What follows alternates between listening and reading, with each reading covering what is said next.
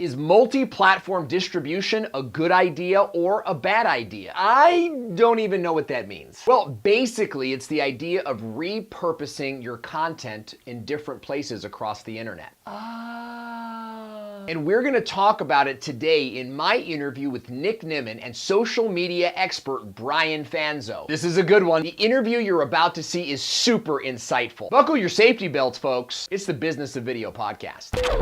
You're listening to the Business of Video podcast, where the world's top YouTubers and marketers talk about what's working with online video. This podcast is recorded live on Facebook every week, and you can join us when you visit businessofvideopodcast.com. Now your host, Owen Video. Welcome to the Business of Video podcast. I'm your lovable and slightly irreverent host, Owen Video. I'm joined by my outstanding friend. He's going to cross 50,000 subscribers on YouTube within the next 20 to 30 hours. So let's give a big round of applause and welcome to Nimmin. Hey, Nick, what's going on? What's going on, Owen? I'm stoked, man. Like you said, I'm getting ready to cross the 50,000 subscriber mark. This has been a big milestone for me. I've had an amazing last handful of days. YouTube's giving one particular video and a couple of other videos a lot of love right now. So it's kind of helping me propel towards that mark, which is absolutely fantastic. And I'm excited to cross that here tomorrow. I'm actually excited to go out and make a video of it. I've been time lapsing the actual screen today, watching it all go up. Today we have a really exciting guest. Brian Fanzo talks fast, but he tweets even faster. He's a translator of GeekSpeak and a self-proclaimed Change Evangelist. You know, I don't know if you guys have ever seen this guy speak before, but he's really fantastic. He also happens to be a pager-wearing millennial and the founder of iSocialFanz. Brian is a Millennial Keynote speaker. He's spoken at more than 50 events in 10 countries and also hosts two fantastic podcasts, the S.M.A.C.Talk podcast and FomoFanz.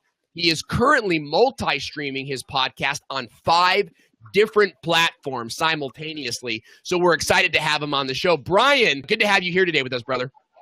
Thanks for having me, man. I love the intro. I love the conversation. Giving shout outs. You got me pumped up. Oh, and you always are, I tell you what, people say I talk fast and bring the passion. And I think for me, when I get to join shows where people that are more passionate than I am, it even inspires me more. And I'm a big fan of yours and excited to be here and have this conversation.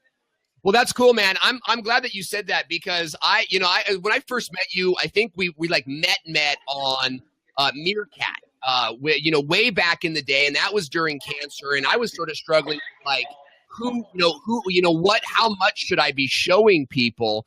And what I learned from you right off the bat was, be yourself. Talk a little bit about your approach to being yourself on camera. And I love that. And kudos to you for, kicking cancer's ass, because I loved following that. I loved you kind of not only inspiring others to share their journey, but you also, allowed us to come along and kind of be your cheerleader and in the good times and bad. And I think for me, I'm not a social media guy. I wasn't like a marketing guy. I was a computer science major that really loved technology and found value in social being the connectivity between people that I couldn't be with, right? I love live events. And what I started to realize when I got into social media, honestly, is that I hated it. I hated the idea that I had to do all this thinking and crafting all this stuff and trying to be something, my focus at that time was always, what do other people want to hear? And I always focused on everyone else. And it was so painful to the point where I was ready to give up on social, on video as a whole. And I give my dad credit. My dad, who doesn't like social media very much, he was telling me, he was like, son, your thing that you always have done better than anyone else growing up was that you never let anybody change who you are. And he's like, don't ever forget that. And he wasn't even talking about social. And I remember going back into the office and I was working on a couple of things and I thought, why do I not do that online? Why online am I not the same person as I am offline? And all of a sudden, I flipped the switch. It was I remember it was October of 2013, and I just decided I put a sticky note on the wall, which is kind of how I keep my goals in check. And I said, I'm going to be the exact same person online as I am offline, and I'm not going to apologize about it, and I'm going to own it. And to me, so much of my success can really be tailored to that, because the greatest compliment I can get as a speaker is when I get off stage and someone comes up and says, holy crap, you are the same person online as you are offline, because isn't that really the whole reason we're doing this whole game? Yeah, absolutely. There certainly can be a disconnect when you're, Captain Friendly on your podcast, but then when you meet people, you're kind of a D-bag. You know what I mean? Without question. And I tell you what, that's why I love live video, right? Because I'm kind of famous for the giant slide I had at the Periscope Summit where I said, if you suck offline, you're going to suck on live video. And I think it's a scary proposition for a lot of people. Live video doesn't hide the fact that you suck. And for a lot of stuff that we've done in social and digital, we've been able to catfish people and build these websites and really create this massive void between who we are and what we put online. And over the last 2 years, and we're going to see it even grow even more, transparency, authenticity, how do you stand out? Well, there's only one way to guarantee that nobody else can be who you are, and that's to be yourself. Great points, Brian, and I'm looking forward to digging into that topic with you today. Would you tell us a little bit about what is multi-platform distribution? So, I think the word omni-channel is something that we hear kind of thrown around a lot in the marketing space. But when we look at it from a creator, using marketing speak when you're dealing with marketers is great. But when you're dealing with creators or you're thinking about all the content, when you throw marketing lingo at them, it sounds like, okay, great, cool. Sell me on something. What course do you have me to sign up on that? And for me, what the symbol comes down to me, what this means in this new digital disrupted world we're living in, you need to bring your content to where your audience is, not drag them to your property. Right. Well, and I think, to me, that is what the essence of this is. And we have so many different opportunities to consume content today. I talk about it a lot on stage. My grandfather talked about, growing up in Pittsburgh, he had 3 channels on his TV. They didn't have a remote control. So for him, he really only consumed his content on one channel because he was too lazy to go up and even change the channel. And now for us, we have 300 channels on our phone, let alone our connected devices. And I think for the change as we move forward is that, yes, content is king, and yes, we've kind of realized the value of content, but I believe we started creating just content for content's sake, and that really watered down the medium, the vanilla, and now it says, okay, let's create great content, and then let's get it to everywhere where our community is, and if it's so great, they'll come to our own channel, they'll come to our website because they're going to want more, and I think this is the most exciting time because guess what? Great content and great people doing great things are going to succeed. And all of the people that kind of, let's just say, manufactured or hacked their way to get people to kind of subscribe to their email newsletter, which was doing it by all of a sudden you signed up for a webinar and now you're getting emails about something that's completely different. Right. That old way of kind of duping the people into subscribing to what you're doing, I think is going away. It's now going to get people and say, I want you to, I tell people all the time, don't follow me on every channel.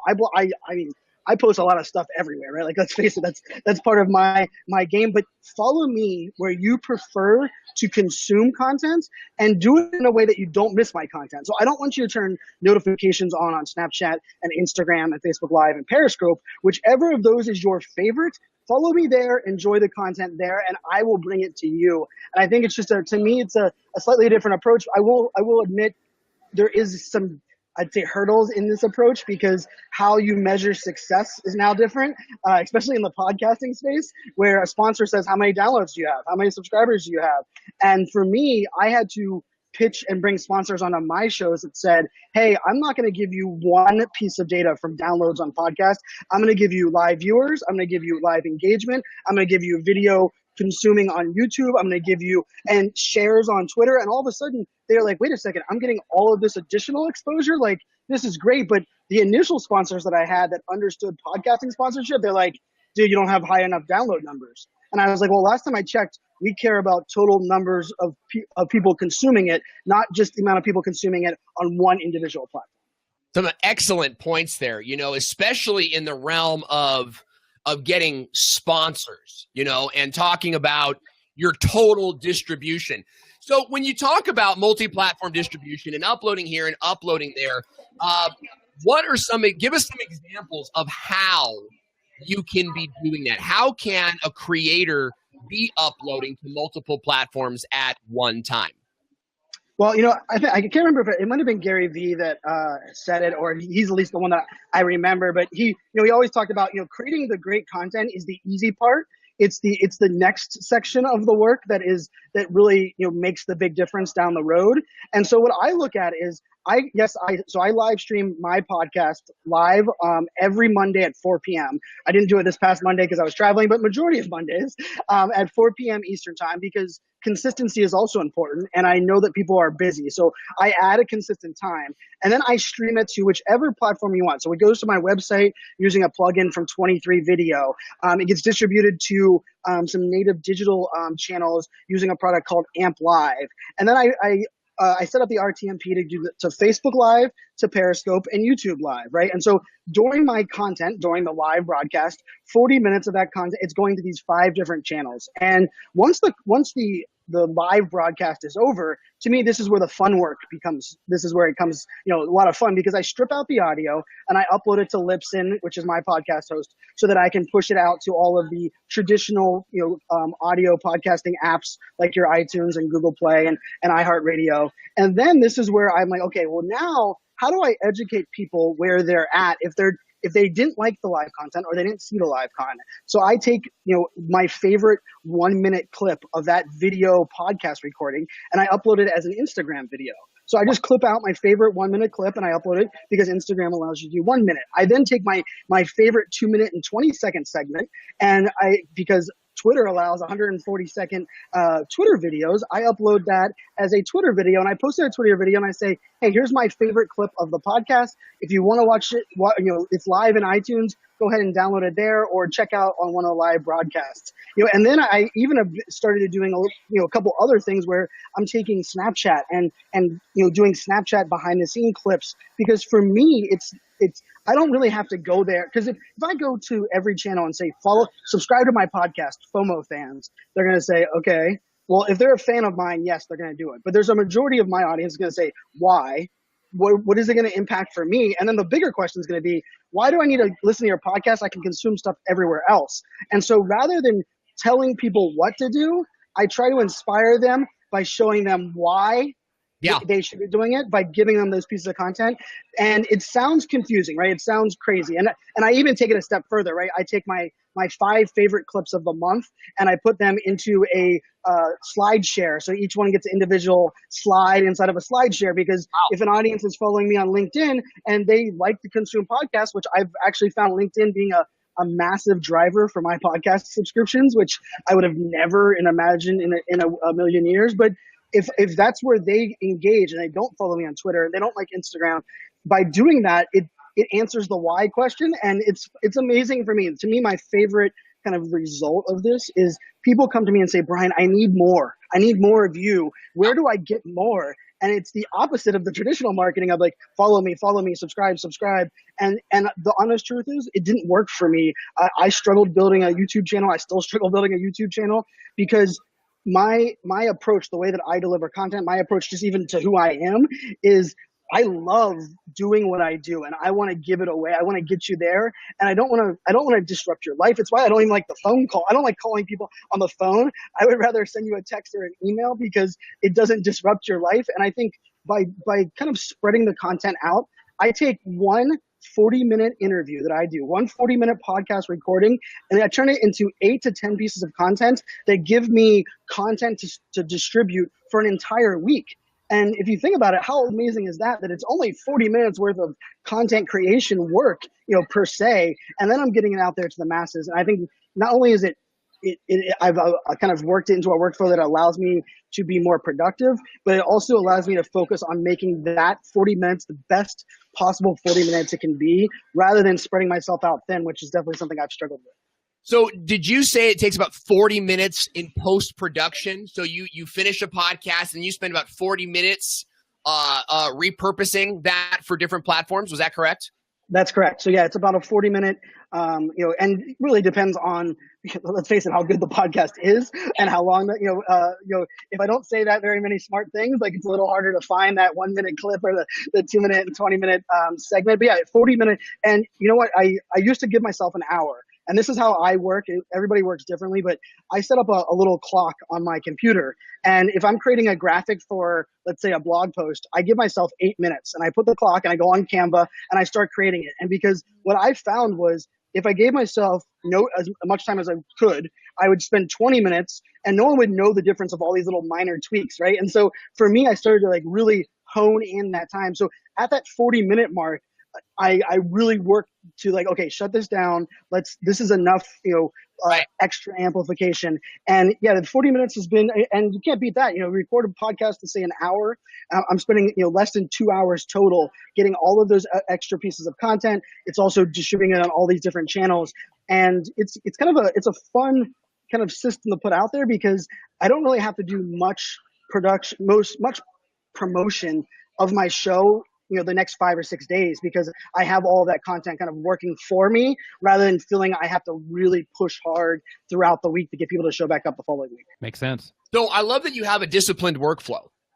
I think that's important too. It's because, and maybe some of you guys out there that are watching us live on Facebook or watching the replay on iTunes or YouTube, maybe you guys have struggled with this, and I'd love to know in the comments section. Just let us know. It's like this. I get into this place of repurposing and ready to promote the show, and it's kind of like I don't necessarily know what to do and how much to do it.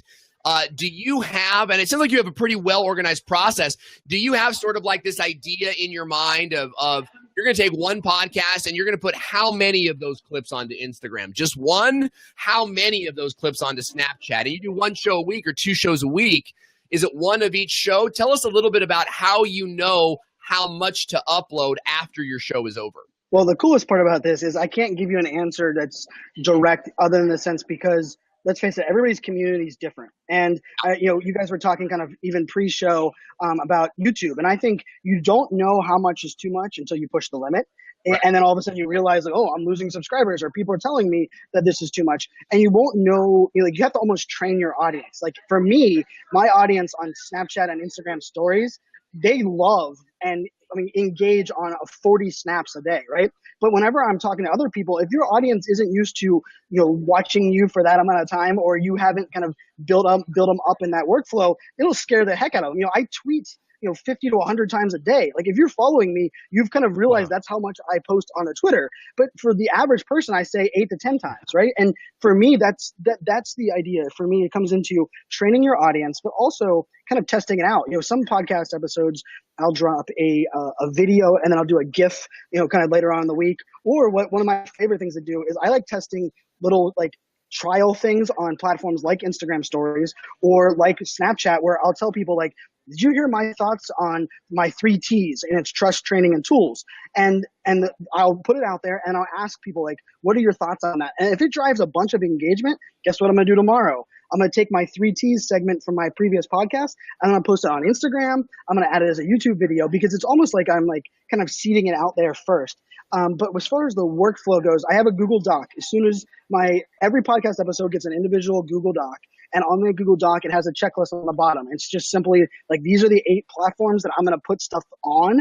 It doesn't say how many Instagram posts or how many times to tweet it out. I kind of judge that based on what I feel the value of that current content was. But as a whole, I really focus on, hey, every single week, if I know that I can educate and I've had people that told me, Brian, I'm not subscribed to you on iTunes, but I wait to you to tell me on Instagram stories what your topic was this week. And then I go find that episode because if you looked at my data in Libsyn, it would probably blow your mind because there are some episodes that have 10,000 downloads and I got them in the first 30 days. There's other episodes that have 800 and you're like, the podcasting world is like, well, you're doing something completely wrong. And for me, it's no, I'm kind of putting it out there where you don't have to listen to all of my crap. You don't have to even subscribe to all of it. But if you find something of value and interest, go check it out. And that's really where I've kind of kind of changed it up a little bit in that arena. But it is frustrating sometimes when you look at the numbers, you're like, what in the world happened between these 2 episodes? And that's how many people aren't subscribed to my show. But in the long run, for me, I would much rather someone listen to 4 of their favorite episodes over 8 than listen to the first 6 and get bored and overwhelmed and unsubscribe. Do you have more success on a particular platform than another platform, or do you try to, or like like your Instagram, for example, your Snapchat, or like, is there something that you prefer more so you get more success that way? Or do you just basically rule by brute force, just by putting stuff out like crazy and then letting people consume it? Well, that's a great question. For me, part of what I do for my clients is I'm everywhere, and I try to present to them all of the features and functionalities on every platform. So I'm on Tumblr to Pinterest. And so weirdly for me, I'm the guy that is everywhere doing everything, but I don't preach that to my clients. I present to them and say, here's the value of Snapchat. Here's your type of audience. Here's the value of Instagram. Here's your type of audience. And I allow them to pick what makes the most sense. Like, let's not spread ourselves too thin. I spread myself thin with a directive because I want to understand the value. And so to answer your question, I have this kind of two-part balance where I know where my community prefers to consume content of mine, which is Twitter. Twitter, I will put my Twitter audience up against almost anyone's Twitter audience as far as active engagement. If I push something new, they retweet, share, and click on links without me ever asking to it, because that's, Twitter is that platform. But I will say that over, Periscope, Meerkat it started with, and the weird part was I had more followers on Meerkat than I have on any channel to this date, Wow. which even makes it hard, a little bit more because at Meerkat, when Meerkat hit 2 million users, Gary Vaynerchuk was number 1, Jimmy Fallon was number 2, and I was number 3 from a follower on Meerkat. So when that died, trust me, it took me a big blow. And I also I made a big mistake, and this is probably great for your audience, is I became platform loyal, or I would say platform ignorant, thinking that the platform is what mattered, and I uninstalled Periscope live on a Meerkat, saying that I think Periscope was a waste of time. And funny enough, the CEO of Periscope, when I was in the Periscope office 6 months later, he goes, we played that video to the entire engineering team. Wow. And I was like, oh, that's why it took me so long to get into the doors of Periscope, because I was ignorant in the sense where I thought Meerkat was my community. And what I learned was Meerkat was the delivery mechanism for me to bring my content, right? And this was the eye-opening experience for me, is that I focus on building a digital audience, not a following on any channel. Because if Meerkat goes away, which it did, it crushed me, right? But now, like, as much as I love Twitter, and I have 112,000 followers on Twitter, if Twitter disappeared, I would cry. But I know that I've educated my audience where else they can consume my content, and they will follow me to whatever another channel is. And that to me is if you want to look at creators today, I think it's the struggle. It's the hardest thing, because you see YouTubers struggling to grow an audience on Facebook Live. You see Snapchat and Viners that can't get anybody to consume their content on Periscope. And you're like, wait a second, like you have you have 1 million followers or 1 million subscribers on YouTube, but yet you've kind of almost siloed your audience. And I don't think of it as a detriment, but there is an element to me that says if you are a great creator and you can kind of allow yourself to explore the other platforms beyond just your one channel, it gives you a little bit more security. Because I can tell you, Meerkat, as much as I loved where it was going and how it was happening, I made a major mistake. The people that left Meerkat and went to Periscope or were doing both have 10x the subscribers that I do on Periscope. But I love Periscope. I think Periscope now is, I still find a massive amount of value. But when I go to speak to brands only like Facebook Live. So then all of a sudden I went and realized, dude, I never invested in my Facebook page. So like my Facebook Lives when I started was like, oh my goodness, like nobody watched. I was used to 1,000 to 3,000 people watching me live on Periscope, to launching Facebook Lives that had 2 people, and one was my mom, and thanks mom for watching, and and so this was like a great lesson for me, is that I don't think it's about spreading yourself out everywhere, but it's about understanding the different user behaviors in all of these different platforms and being willing to kind of grow beyond just an individual channel. And so I love, Instagram stories right now is probably my favorite place because the engagement's great, the quality is great. And I tell you what, I find myself for fun watching Instagram stories of other people. And that's not something I had found much fun of in a lot of other channels over the last couple of years, just because it was such watered down content, people kind of being forced. And it's kind of like podcasting. Podcasting, I love podcasts. I listen to 15 or so a week. I've been listening to podcasts for 7 years. I launched the S.M.A.C.Talk one 4 years ago. It's still going strong. I launched FomoFanz in December of last year. And for me, podcasting has always been quality, right? And I think if that's a lesson for all of us, that the average podcast, this is a great stat. It lasts 7 episodes. The average podcast lasts 7 episodes because you have to be consistent. The data isn't amazing, so you have to really just want to continue to push this out. And then ultimately, to build that podcasting intimate experience, you have to build up that trust. And it takes sometimes 50 or 100 episodes. And I give a shout out to Michael O'Neill, who hosts the podcast Solo Hours. He told me, he's like, Brian, when I was launching this new podcast, he said, Brian, you need to focus on your 100th episode. Get to 100. Get to 100. And so if you'll notice, my numbering is, so yesterday I went live 041, so 41st episode. But I purposely put 041 because it has 3 numbers, and in me for subconscious, I said I'm going to get to 100. The reason that I use 3 characters is because I'm telling people, bet in on me, subscribe here. I'm not going away. And it's one of those crazy things that we have all of these options. You do have to build that trust up with your community, and it takes time. Brian, you talked a little bit about, a lot of it really about, let's be honest here. You talked a lot about repurposing and using sort of these different platforms and engaging with your audience where they are. Talk to us about some of the tools that you use. You had mentioned AMP, you'd mentioned Google Docs. Tell us a little bit about the tools you use to accomplish what seems like an overwhelming feat. No, I love that. And I'm definitely a tool guy. I think my most popular blog post still on my website today is 40 plus tools I use to build my personal brand. And I don't use all 40 of those every day. Trust me, I'm not that crazy on the tools. But one of the things that I use, my terminology matters a little bit for me in this, because I don't believe in recycling content. I believe in upcycling content. And the difference between the two for me is recycling means you're just kind of posting the same crap everywhere, right? And that's when you start to see the let's say the square Instagram pictures on a native Facebook post where you're like, hey, you should use an HD picture. And so recycling for me was always kind of you get kind of the leftovers, you're turning it. And I like the term upcycling. And so I use a variety of tools. I'm a mobile guy, right? I'm a speaker, so I travel a lot.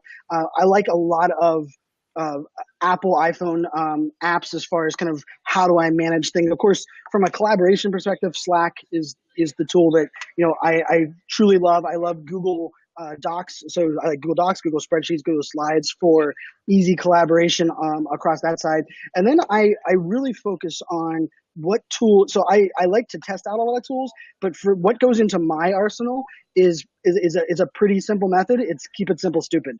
I need a tool to do this. Every tool today tells you 500 features, and they also do these 500 other things. And what I end up doing is I find which of those features is the best for me, and I use it. So I use Canva for all of my creative. Yes, I know that I could use InDesign. Yes, I know I could use a lot of these other creative studios, but I use Canva.com because Canva gives me all of the features I need. It keeps it very simple. They have an iPad and an iPhone app, so I can do it on the go. I can create these things. So for me, Canva is a massive value. For the last 2 years, every single graphic on my blog, every graphic on my podcast, every graphic on my live video has been created inside of Canva. And I'm not paid by Canva. I actually pay for Canva. So let's put that's out there. Actually, it's funny because the 2 tools I probably use the most, I pay for, and I have no. That's how much I love them. And Buffer is the tool that I use for distribution of social. So Buffer is hands down the tool that changed so much for me because I have a direct schedule in my Buffer, right? So I used to share content when I consumed it or when I had time. Therefore, I was let's face it, it's a very selfish approach. If you only share content whenever you're consuming it or you're creating it, you're telling people you should be following me and you should be consuming content on Brian's schedule. What I do is I use Buffer to schedule out content when it's best for my community. So Buffer actually adjusts the time for what my community engages the most on Twitter. And so I use Buffer for scheduling. I use Canva for creating the kind of the creative behind it. And then depending on where I'm going to go for certain things, I like even the basic Photos app on your iPhone for trimming video. Like I even use, I love Final Cut Pro. I have Final Cut Pro on my laptop, but I will tell you, Final Cut gets me down that rabbit hole towards I want to leverage all of Final Cut. And so I will oftentimes find myself, even with my podcast, I will find myself throwing a podcast into GarageBand if I think it only needs minor tweaks, because GarageBand allows me to do that and get the hell out of the way.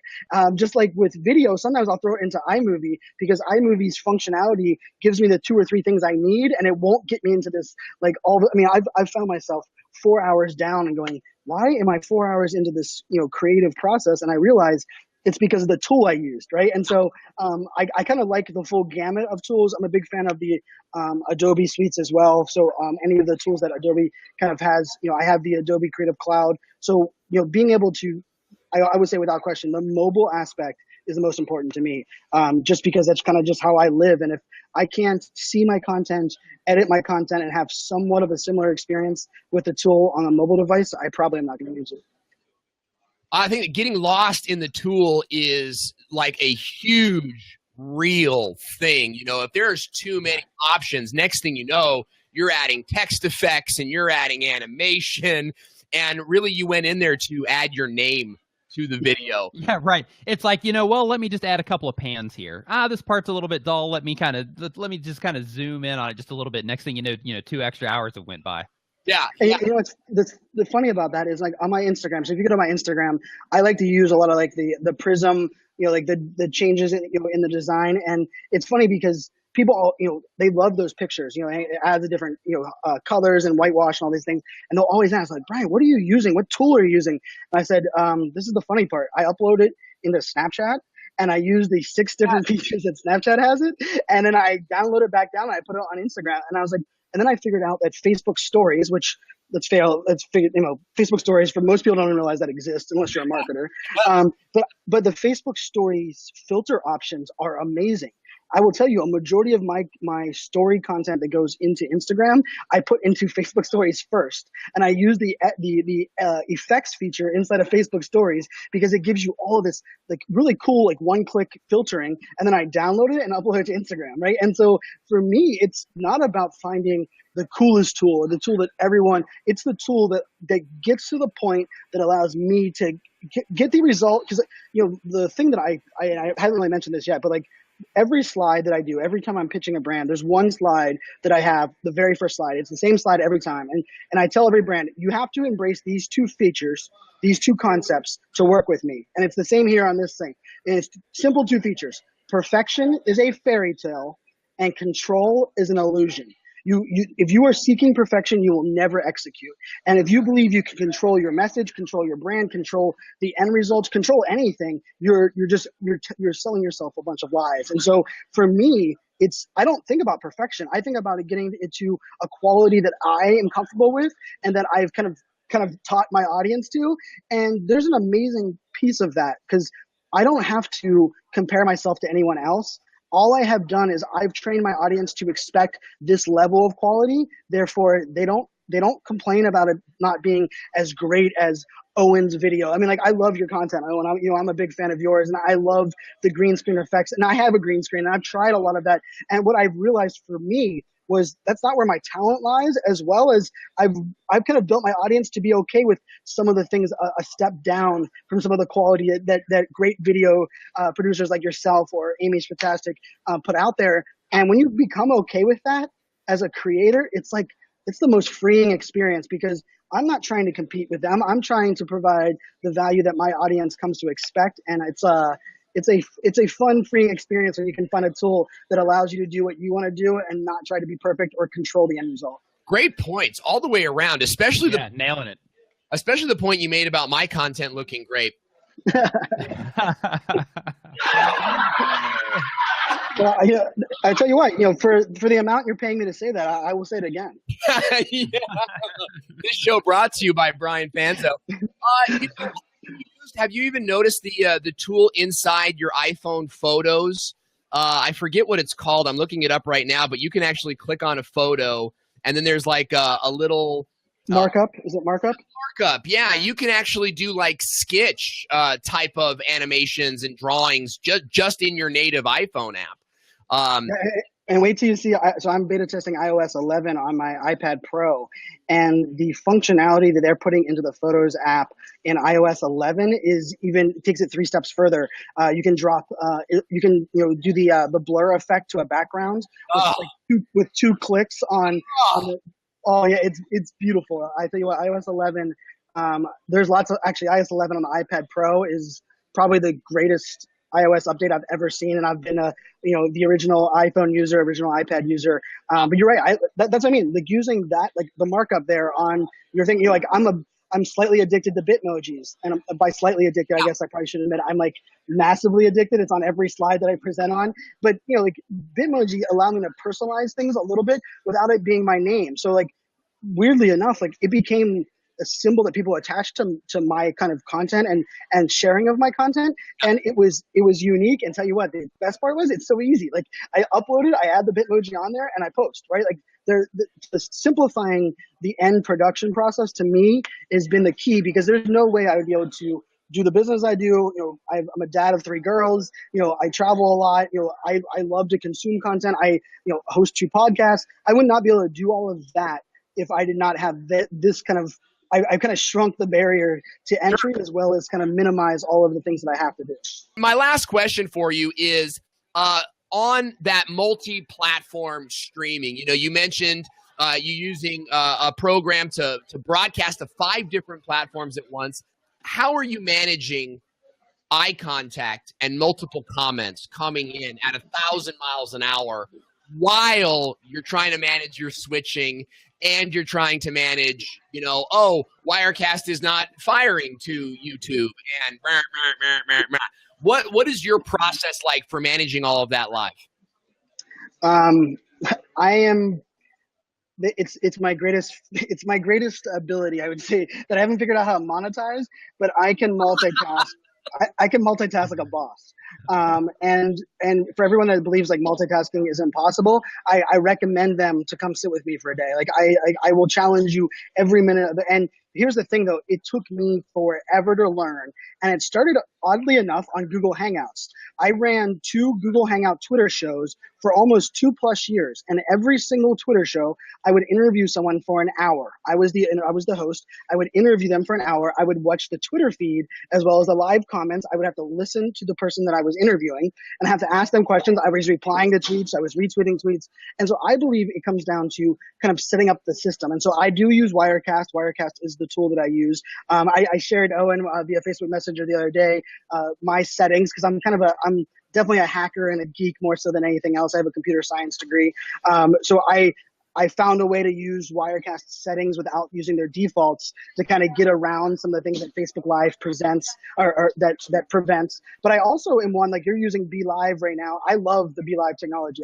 I've been using Be Live for a lot of my client work that I use because it gets exactly the end result that we're looking for. And I think it is practice makes perfect. And so like my workflow is I have 2 monitors. And I have Wirecast on one monitor. I have the Facebook Live comments on the other monitor. I have my iPad Pro just down in front of my monitor that has my Periscope comments.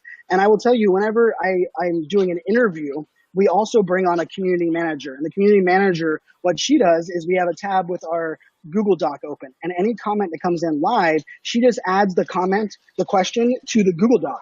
So yes, the comments fly on Periscope, and people will be like, Brian, I can't believe you remembered that question. And the answer is, I didn't remember I might not have even seen your question, but my community manager is able to pull out that question, add it to the Google Doc live, and then I just work my way through that. And so it's a process. It looks like a chaotic mess while I'm doing it. And the other thing about it is I'm okay with things going wrong. And because I've built in this it's the coolest thing I have like in my community is that I talk about the need for perfection's a fairy tale, and I tell people that you have to roll with the punches. One of my favorite sayings is press the damn button. Like if you want to launch a podcast, press the damn button. If you want to go live, press the damn button, right? And like here's the thing, you don't need permission to start doing. Everyone, we sit around like it's amazing that we just feel like we need someone to just tell us, and you don't need permission to do. And I think when I look at some of these things, like you said, like Wirecast doesn't fire to YouTube, or I see the error message going up there. For me, I almost embrace that as like, hey, that's just the real aspect. And for a lot of people, they want perfect lighting, perfect background, perfect audio. And for my audience, I've always kind of put it out there that said, I'm not going to be the perfect audio, the perfect video, but you're going to get more content from me. You're going to get content that's more real time. And I'm going to do my very best to always put it at a certain quality level. And because you have to manage that expectation. Like if you're going to go out there and post on Instagram and you're going to compare yourself to National Geographic photographers, guess what? You better keep that bar. But when you for me, I promote, I talk about so many awesome vloggers and podcasters that I look up to that I will put out there without question. Like, you should listen to this podcast, the best audio mixing that I've ever seen. You should watch, I talk about Amy, a mutual friend of ours, fantastic. Like, Amy taught me the value of jump cuts and the perfection of, being able to kind of talk to the camera without it being the camera, to it being somebody. But I know that I'm not the greatest at that. But I tell people, if you want that, go follow my friend Amy, right? Like, it's almost being so comfortable in your skin that you're okay with your vulnerabilities being, for me, my vulnerabilities end up being my superpower. People come to my channel to be okay with the fact that I have ADHD. I was diagnosed at 31 years old. I talk about the fact that I take Adderall, and I know I talk fast, and I used to try to slow myself down. And now I just tell people, don't listen to my podcast at 1.5x because I'm going to sound like Minnie Mouse. Like, literally. So like that's kind of how I approach it. It's not for everyone. And I always tell it, this is probably something I would wrap this whole concept up is I do a lot on risk versus reward. Risk versus reward. I put something on the board and I say, what is the risk of me lowering the quality of this? What is the reward? And if the rewards outweigh the risks, I go, right? Like there's not like, this isn't like rocket, or we can say, George Bush, it's not brain surgery or rocket surgery, whatever George Bush said. But, like for me, it's that risk versus rewards management. And probably 5 times a day, I look at something and I manage my decision based on risk versus reward. Should I go live here? Ooh, the risk is it might be bad lighting. Ooh, the audio, I'm not sure how windy it's going to be. The reward, ooh, I can bring people along with me on New York City. Like I used Anchor yesterday and I did a podcast recording while I walked the streets of Central Park. And the risk was, dude, this might sound horrible and this might not be something of value. The reward was I could create some really cool content that brings in the sounds of New York while I'm creating it. Oh man, this reward far outweighs the risk. I'm doing it. And I did it. And I tell you what, it's like my most successful anchor that I've done ever. And it was because I just kind of went for it. And that's why, and I love that you agree, Owen, it's just push the damn button. I mean, no one's going to be perfect. Every single person's first periscope is of their feet, because nobody realizes that the back camera turns on first. And you know what? Everyone, I don't care who you are, that was your first periscope. And as long as you remember that we all had to be at the beginning together at some point, it doesn't make pushing that button as scary as I think too many people are. And I think, and you Eileen Smith is in here. I think Eileen Smith is, she is an amazing human being. She is talented beyond, and I know you're a fan as well. And she supports everyone, and she's been doing this and doing it better than all of us for long before, I even was into the marketing game. And, hearing things like she says that I'm doing a great job on Anchor, like right there, she just inspired me to do an Anchor after we get off the show, right? Because great people helping other great people like yourself, Owen. I've been a big fan of yours since day one. Your cancer battle, your transparency. I love your family element. I love that you took even the religious element. You have a show on all of these things that matter to you. And I tell you what, I became a bigger fan of your product, marketing, and business, not because of you telling me you were great at business, but because of all of these other things you decided to let us, your fans and community, be a part of. And this is just another example having me on the show, man. So I really appreciate it. Well, it's great to have you on the show. You're someone that, the first time that you said, hey, Owen, you're crushing it with cancer, and I got all these likes and comments and follows and things. That was like, you know what? I can live this cancer journey out publicly and make it a thing. And I did, and I watched my business grow. And that was triggered from you, Brian Fanzo. It's great to have you on the show. I'm glad you joined us today. Let our audience know how they can stay in touch with you on all the 50 platforms that you're on. Consistency is key. I will tell you, if you want to stand out from the crazy noise, be consistent. So I am iSocialFanz with a Z or a Z on every single platform and channel, except YouTube. And if someone can fix that on YouTube for me, that would be awesome. But YouTube, if you actually search iSocialFanz on YouTube, my channel comes up. But my channel is actually my old YouTube handle, which was my old poker handle. But it's iSocialFanz on every channel. So iSocialFanz.com. Twitter is probably the place that you can engage. You know, if I had to put on a priority, you can send me a tweet, you can send me a Facebook message, and then probably an email. So for most people that know how I work, I mean, Owen, you know that our whole discussion of this show happened via Facebook Messenger. There were emails coming in that I was going to get to tonight, but our conversation lived on Facebook Messenger. But yeah, if I had advice to anybody out there, it's consistency as well. So once I went all in with iSocialFanz as my branding, like you have done with Owen Video, I own it. I every platform, as soon as it comes live, Anchor, for example, it's anchor.fm/iSocialFanz. So check me out on any of those platforms. Like I always preach, you don't have to follow me everywhere. Follow me where you prefer to consume your content. And I appreciate every single person that follows and spends their time consuming any of my content on any of the channels.